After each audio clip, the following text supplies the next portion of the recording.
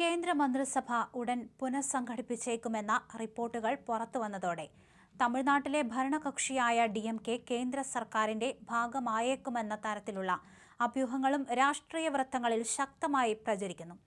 കേന്ദ്രത്തിലെ നരേന്ദ്രമോദി മന്ത്രിസഭയിൽ 20-ലധികം മന്ത്രിമാരുടെ വകുപ്പുകളിൽ മാറ്റം വരുത്താൻ സാധ്യതയുണ്ടെന്നാണ് പറയപ്പെടുന്നത്.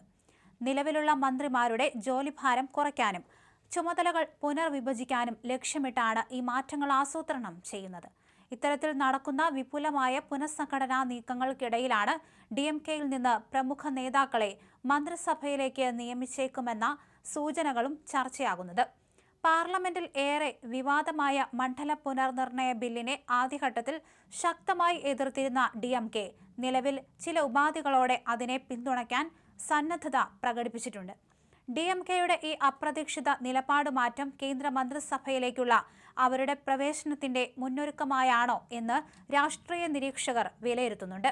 ഇതോടൊപ്പം തമിഴ്നാട്ടിൽ പുതിയതായി ഉയർന്നുവന്ന TVKയുടെ സ്വാധീനവും കോൺഗ്രസുമായി തെറ്റിയതുമാണ് DMKയെ കേന്ദ്രതലത്തിൽ പുതിയ സഖ്യ സാധ്യതകൾ തേടാൻ പ്രേരിപ്പിച്ചതെന്നാണ് വിശ്വസിക്കപ്പെടുന്നത്. തമിഴ്നാട്ടിൽ കോൺഗ്രസ് TVKയ്ക്ക് പിന്തുണ പ്രഖ്യാപിച്ചതോടെയാണ് DMK കോൺഗ്രസുമായി അകന്നതെന്ന വിലയിരുത്തലുണ്ട്. BJPയുമായി ഒരിക്കലും സഖ്യത്തിലേക്കില്ലെന്ന് മുൻപ് പലതവണ വ്യക്തമാക്കിയിരുന്നുവെങ്കിലും നിലവിൽ കോൺഗ്രസ് നയിക്കുന്ന ഇന്ത്യ സഖ്യത്തിന്റെ ഭാഗമായി DMK തുടരുന്നില്ല എന്നതും ശ്രദ്ധേയമാണ്. അതേസമയം മണ്ഡല പുനർനിർണയ വിഷയത്തിൽ തമിഴ്നാട് മുഖ്യമന്ത്രി വിജയ് ജോസഫ് സ്വീകരിച്ച നിലപാടുകളെ രൂക്ഷമായി വിമർശിച്ച് DMK രംഗത്ത് വന്നിരുന്നു. ആഭ്യന്തരമന്ത്രി അമിത്ഷായുമായി വിജയ് കൂടിക്കാഴ്ച നടത്തിയതിന് പിന്നാലെ വിജയ് തന്റെ മുൻ നിലപാടിൽ നിന്ന് തലതിരിഞ്ഞ യു-ടേൺ എടുത്തതായി DMK IT സെൽ ആരോപിക്കുകയുണ്ടായി. മണ്ഡല പുനർനിർണയത്തെ എതിർത്തിരുന്ന വിജയ് പെട്ടെന്ന് നിലപാട് മാറ്റിയതിലെ ഇരട്ടത്താപ്പിനെ DMK ചോദ്യം ചെയ്യുകയും ചെയ്തിരുന്നു. പാർലമെന്റിലെ DMK MPമാരുടെ അംഗബലം സ്വന്തം രാഷ്ട്രീയ ആവശ്യങ്ങൾക്കായി പ്രയോജനപ്പെടുത്താമെന്ന് BJP നേതൃത്വം കണക്കുകൂട്ടുന്നുണ്ട്. ലോക്സഭയിൽ 22ഉം രാജ്യസഭയിൽ 8ഉം MPമാരുള്ള DMKയ്ക്ക് പാർലമെന്റിൽ ശക്തമായ സ്വാധീനമാണ് ഉള്ളത്.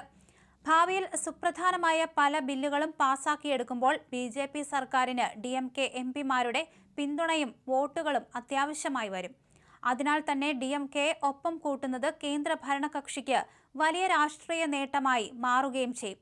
ഇതിനിടയിലാണ് ലോക്സഭാ സ്പീക്കർ ഓം ബിർള അടുത്തിടെ സംഘടിപ്പിച്ച ചായ സൽക്കാരത്തിൽ DMK MP കനിമൊഴി പങ്കെടുത്തത് വിവിധ രാഷ്ട്രീയ കേന്ദ്രങ്ങളിൽ വലിയ സംശയങ്ങൾക്ക് വഴിമരുന്നിട്ടത്.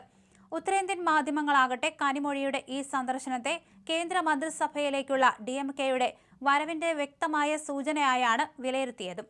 BJP സഖ്യത്തെക്കുറിച്ച് DMK MPമാർ വ്യക്തമായ മറുപടി നൽകുന്നില്ലെങ്കിലും ഇത്തരം സുപ്രധാന തീരുമാനങ്ങൾ പാർട്ടി നേതൃത്വം മാത്രമാണ് കൈക്കൊള്ളുകയെന്ന് അവർ വ്യക്തമാക്കുന്നുണ്ട്.